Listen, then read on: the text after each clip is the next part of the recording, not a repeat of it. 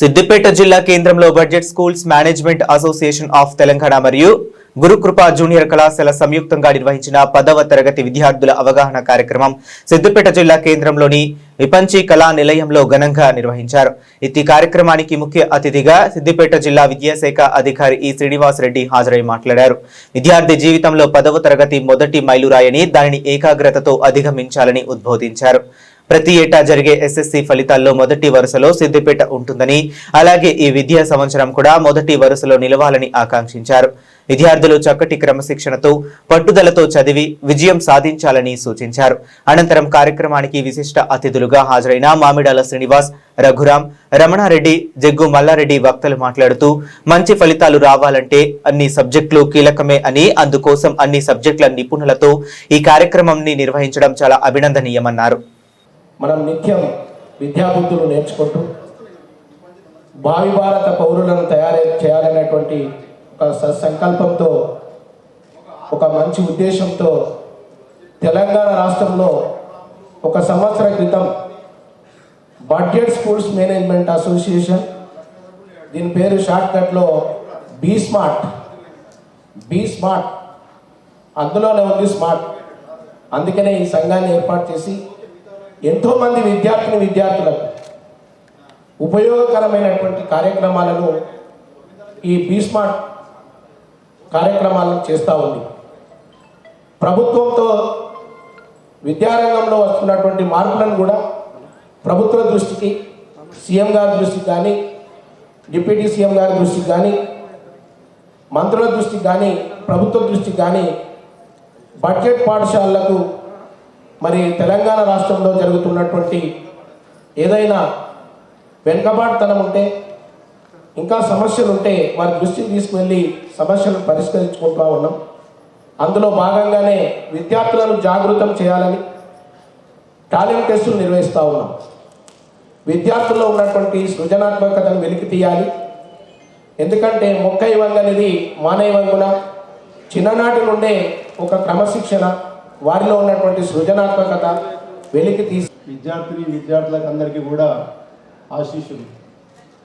మల్లారెడ్డి గారు ఎప్పుడో నాకు ఒక వారం రోజుల క్రితం చెప్పాడు, మేము ఇటువంటి ప్రోగ్రాం పెడుతున్నాం సార్, ఖచ్చితంగా రావాలని చెప్పేసి.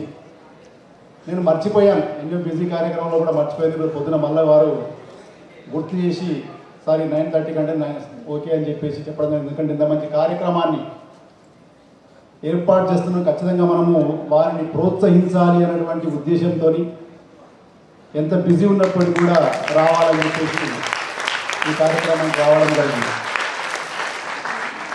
అది ప్రభుత్వం అయినా సరే, ప్రైవేట్ అయినా సరే, విద్యార్థులే, వారిని మనం తప్పకుండా ప్రోత్సహించవలసినటువంటి అవసరం ఉంది. మీ అందరికీ తెలుసు, మనకు ఎస్ఎస్సి అకాడమిక్ ఇయర్ అనేది చాలా దగ్గరలోనే ఉన్నది, ముగింపు. ఈ నెల 17వ తారీఖు నుంచి 17th నుంచి ప్రీ ఫైనల్ ఎగ్జామినేషన్ జరుపుకోబోతూ ఉన్నాం. అదేవిధంగా March 14th నుంచి యాన్యువల్ ఎగ్జామినేషన్స్ కూడా జరుపుకోబోతూ ఉన్నాం. ఈసారి యాన్యువల్ ఎగ్జామినేషన్ సబ్జెక్ట్ చాలా గ్యాప్ కూడా ఇవ్వడం జరిగింది.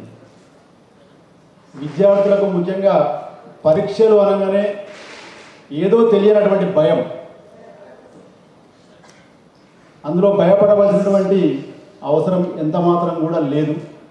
మన SA1 ఎగ్జామ్స్ ఎట్నో, FEL ఎట్నో, ప్రీ ఫైనల్ ఎగ్జామినేషన్ ఎట్నో, యాన్యువల్ ఎగ్జామినేషన్స్ కూడా అదేవిధంగా మనం రాస్తూ ఉంటాం. ఈ భయాన్ని, ఈ స్ట్రెస్ను పోగొట్టించాలి అని చెప్పేసి ఆ ఉద్దేశంతో మల్లారెడ్డి గారు వారి యొక్క టీం ఈరోజు సబ్జెక్ట్ ఎక్స్పర్ట్స్తోని మీకు సందేహాల నివృత్తే కావచ్చు, అదేవిధంగా భయాన్ని పోగొట్టేటువంటి ఉద్దేశంతోనే కావచ్చు ఈ కార్యక్రమాన్ని ఏర్పాటు చేయడం జరిగింది.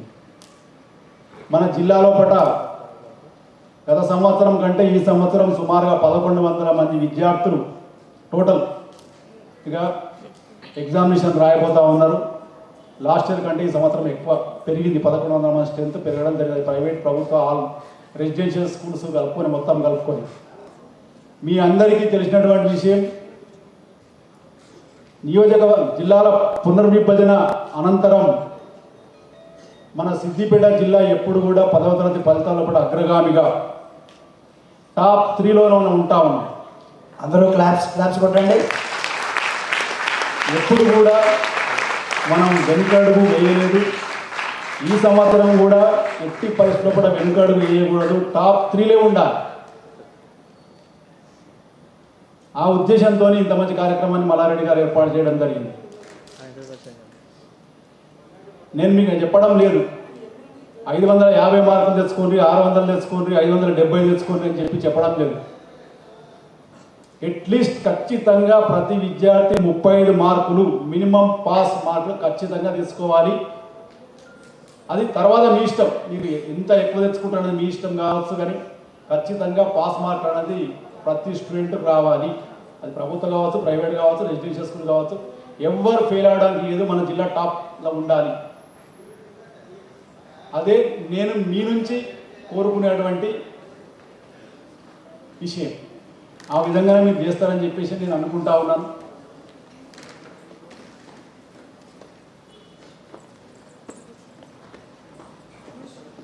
ఎందుకంటే మన జిల్లా లోపల అది ప్రభుత్వం కావచ్చు, ప్రైవేట్ కావచ్చు, మంచి ఎక్సలెంట్ క్వాలిఫైడ్ టీచర్స్ కూడా ఉన్నారు.